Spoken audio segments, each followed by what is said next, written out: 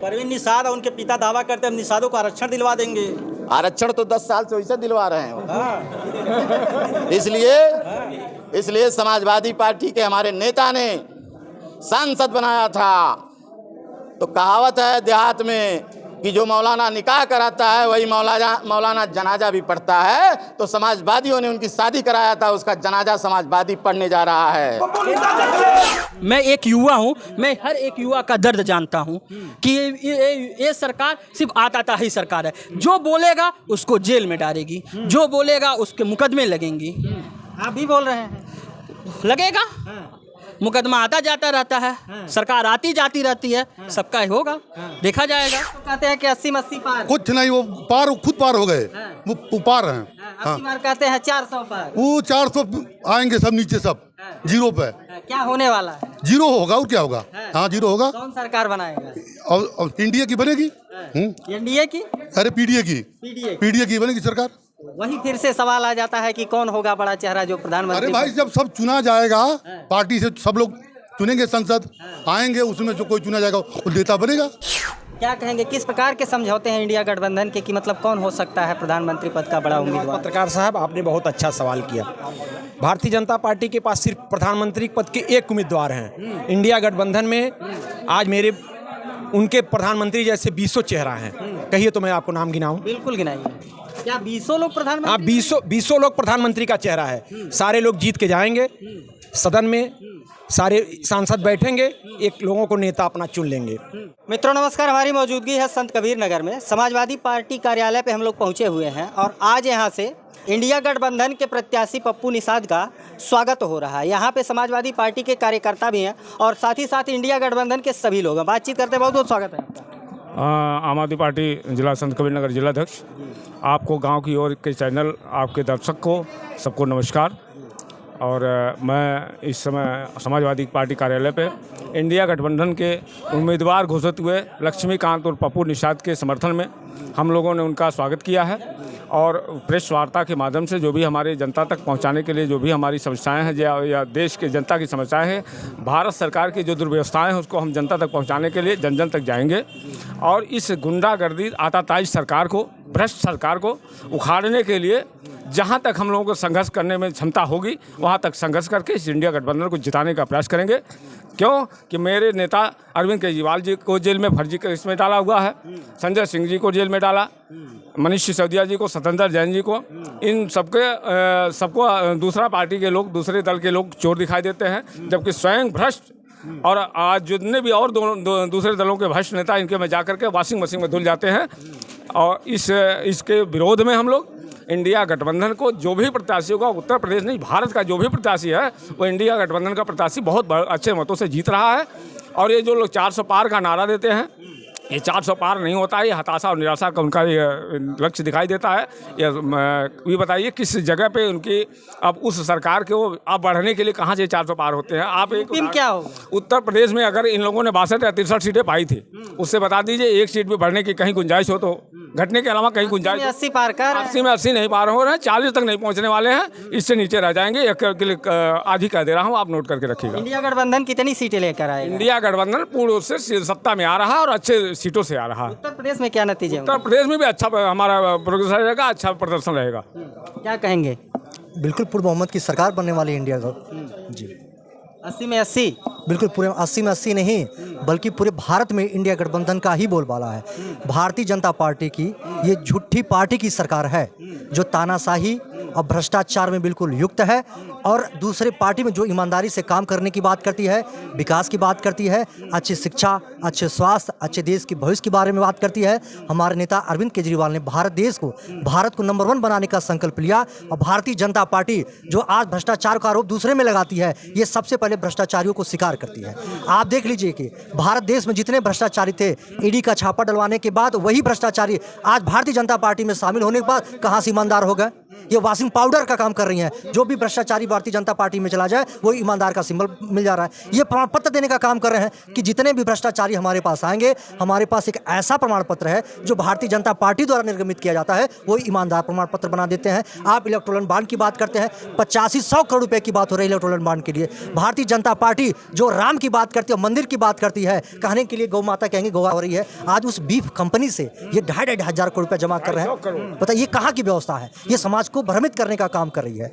ये जुमलाबाजी की सरकार। भारतीय जनता पार्टी के लोग कहते हैं कि आप लोग निर्धारित नहीं कर पाए हैं कि कौन बड़ा चेहरा होगा जो प्रधानमंत्री पद की दावेदारी करेगा। निश्चित रूप से हक और दस्तूर के हिसाब से जो सीटें लड़ रही है, इंडिया गठबंधन का एक संकल्प है कि इस तानाशाही की सरकार को पहले हम सभी लोग, सभी दल मिल के इस भ्रष्टाचार की सरकार को हराने का काम करेंगे। उसके बाद इंडिया गठबंधन के जो अलायंस की सारी पार्टी है उनका निर्णय होगा, अपने नेता का चुनाव किया जाएगा। जनता जानना चाहती है कि कौन हो सकता है। बिल्कुल होगा, जिसकी जो जनमत होगी इंडिया गठबंधन में, जिस तरीके से सभी पार्टियों के मिल के एक निर्णय लिया कि सबका संकल्प होगा, भ्रष्टाचार मुक्त किया जाएगा और देश को अच्छे पैमाने पर ले जाया जाएगा, इंडिया गठबंधन उस चेहरे को निश्चित रूप से आगे करेगी जो देश के भविष्य के साथ खड़े उतरने का काम करेगा।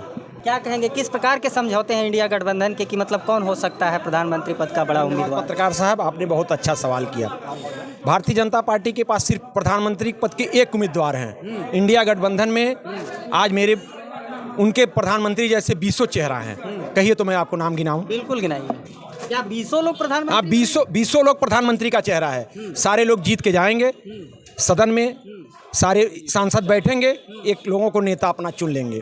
हाँ, जनता जानना चाहती है कहीं ऐसा ना हो कि बाद में विरोधाभास हो, कहीं कुछ नहीं, जनता ठगी जाए। नहीं, ऐसा नहीं है। मेरे दल में हर प्रदेशों से बड़े बड़े नेता हैं। जीत के जाने के बाद सांसद लोग बैठेंगे और स्वेच्छा से अपना नेता चुन लेंगे।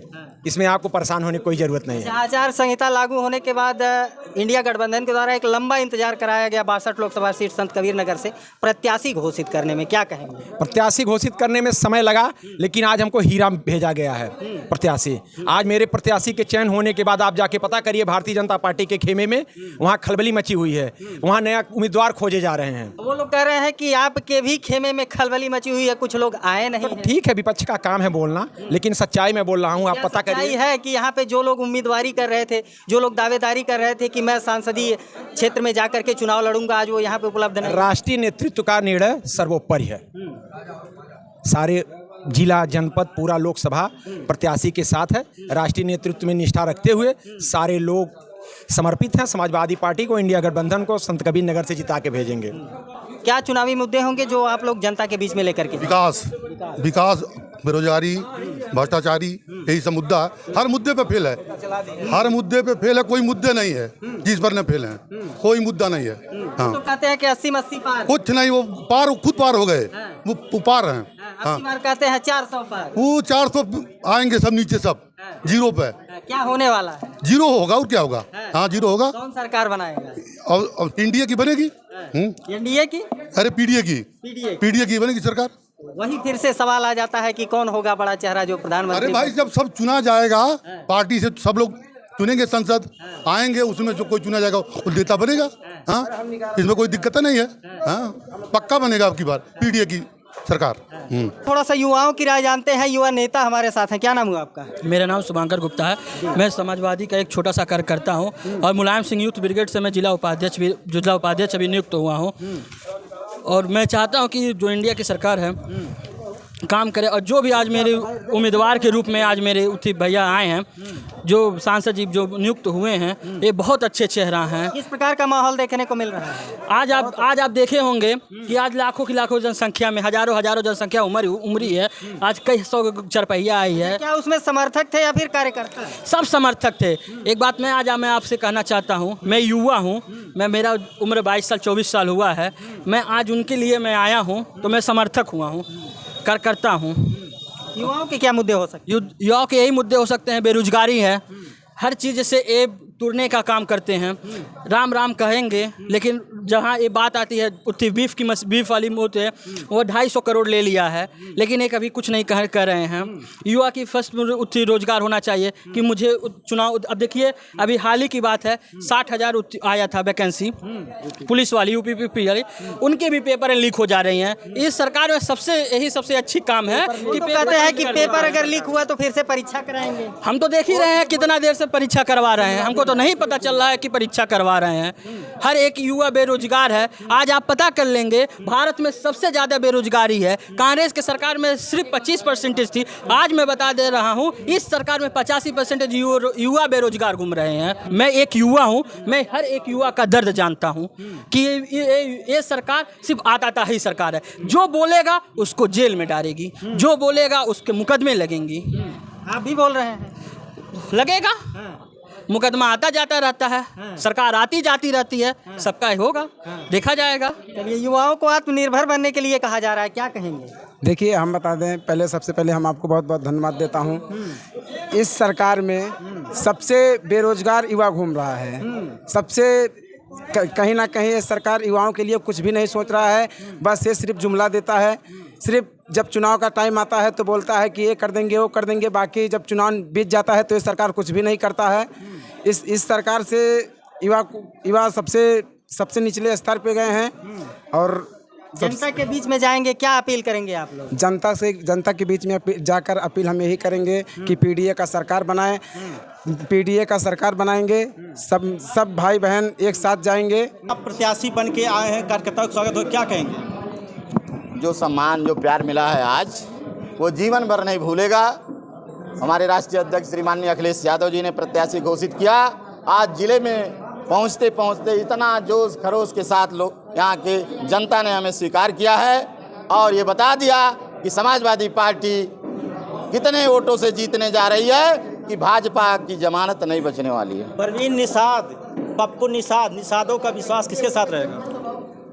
5 साल में विधायक रहा, मंत्री रहा, संत कबीर नगर का निषाद, और समाज का आदमी जानता है मेरे कार्यशैली को कि पप्पू निषाद किस तरह का व्यक्ति है। और उनको 5 साल देख लिया सांसद रहते हुए कि एक भी गरीब व्यक्ति का कोई काम नहीं। हमारे समाज के लोग थाने पीटे गए, मारे गए, उत्पीड़न हुआ, 5 साल कोई दर्द पूछने नहीं गया। और समाजवादी की सरकार में कोई आताताई निषाद समाज पर या जो भी समाजवादी के साथ रहता था, कभी भी अत्याचार उसके साथ नहीं हुआ है। 5 साल अत्याचार सहा है इस संत कबीर नगर के लोगों ने, उसका बदला जल्दी आपको मिलने जा रहा है। और ज़्यादा क्या कहें। परवीन निषाद कहते हैं हम नया संत कबीर नगर बना रहे हैं, विकास की गंगा बहा रहे हैं। हम तो नहीं देखते कि कौन सा इन्होंने काम किया है। कहीं इनका विधायक सांसद निधि का कहीं पैसा लगा हो, वो हमें बता दे कहाँ लगा है। अरे बेच लिया, जितना भी पैसा था सांसद निधि का सब बिक गया। और नगर पंचायतों में, ब्लॉकों में मिल करके वहाँ पत्थर पे नाम लिखवाने से थोड़े नहीं काम चलता। मुझे कोई बता देना कोई बड़ा काम समाजवादी पार्टी के अलावा भाजपा ने इस जिले में कोई काम किया हो तो बता दीजिए। परवीन निषाद और उनके पिता दावा करते हैं हम निषादों को आरक्षण दिलवा देंगे। आरक्षण तो 10 साल से वैसे दिलवा रहे हैं। इसलिए समाजवादी पार्टी के हमारे नेता ने सांसद बनाया था। तो कहावत है देहात में कि जो मौलाना निकाह कराता है वही मौलाना जनाजा भी पढ़ता है। तो समाजवादियों ने उनकी शादी कराया था, उसका जनाजा समाजवादी पढ़ने जा रहा है। किन